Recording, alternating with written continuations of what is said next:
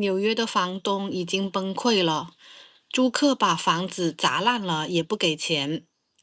房东花了4万美元，请律师都把租客赶不走，太折磨人了。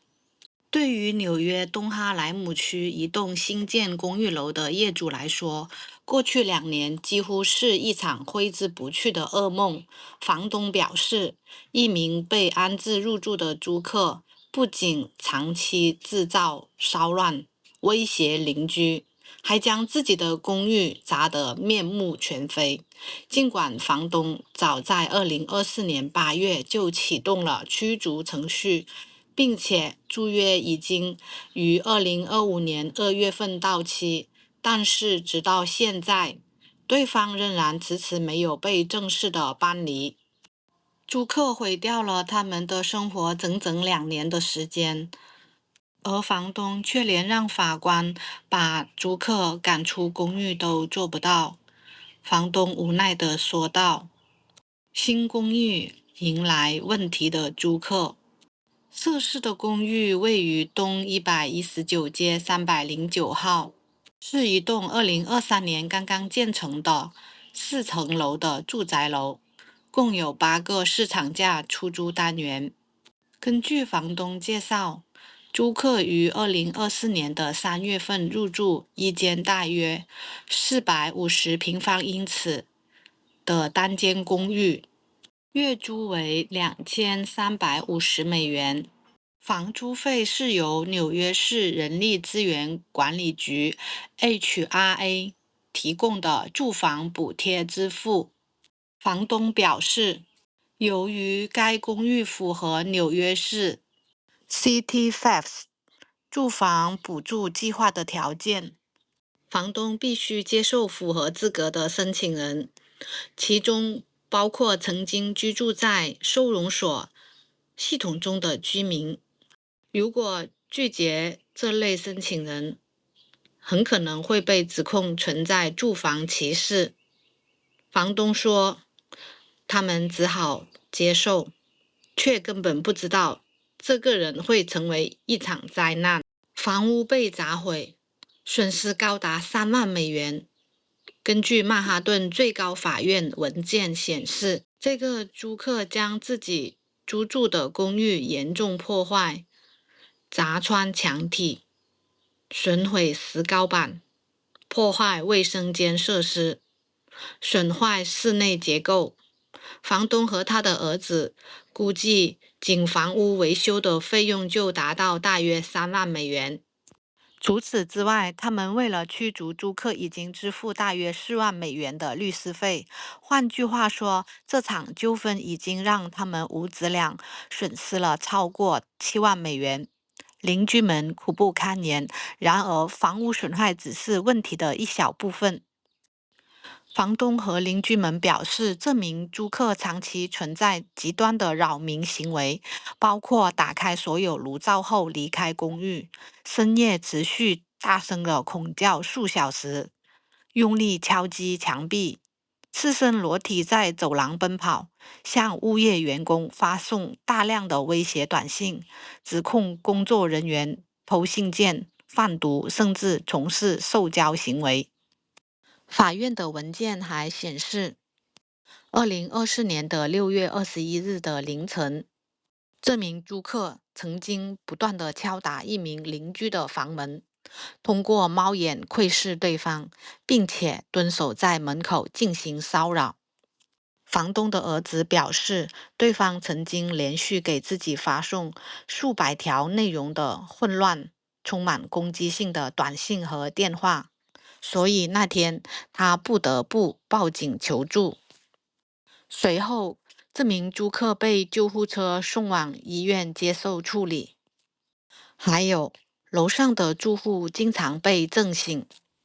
2026年1月份，搬入楼上的租客回忆到，最初几个月还是一切正常的，直到某天的深夜，他突然间听到楼下传来巨大的噪音。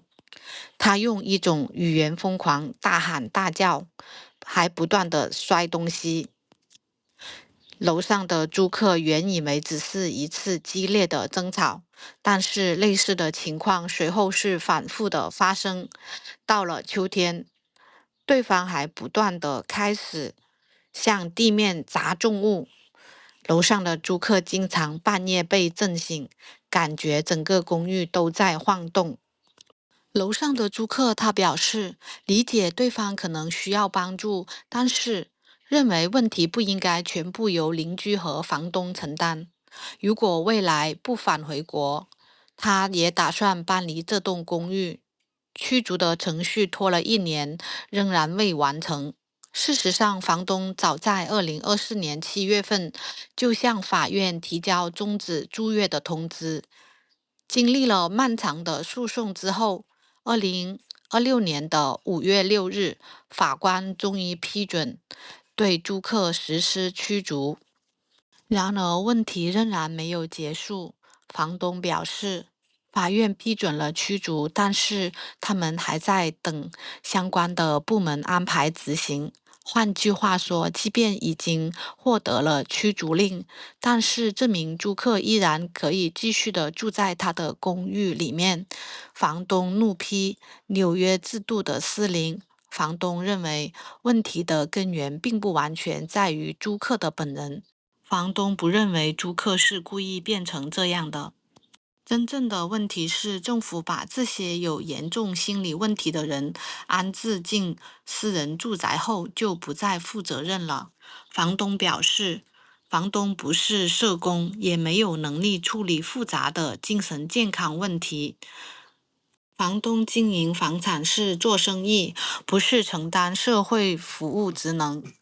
房东质问：为什么没有人能真正的帮助这个人呢？这个人需要全天候的监督，而不是被直接丢进普通的居民楼。由于持续的安全隐患，已经有3名租客提前退租或者选择不再续约。专家表示，越来越多的小房东陷入困境。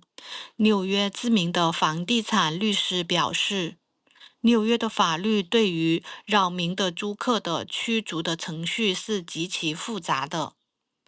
即便租客不断的制造问题，房东想迅速将租客赶走也不容易。律师认为，如果租客已经严重影响他人的安全，政府至少应该停止继续为其支付房租补贴。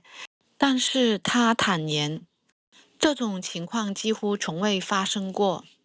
纽约小业主协会主席也表示，类似的案件正在越来越多的出现。他指出，纽约越来越多的小房东发现，当面对具有破坏性、威胁性或者存在严重精神疾病却未接受治疗的租客的时候，他们几乎没有任何有效的工具来保护其他住户和物业工作人员。他认为，现行住房的法院体系让许多的业主陷入无助的状态，既要承担维持安全居住环境的责任，却又缺乏快速处理危险情况的法律手段。争议持续发酵。截止目前，涉事租客的社会服务个案工作人员拒绝对此事发表评论。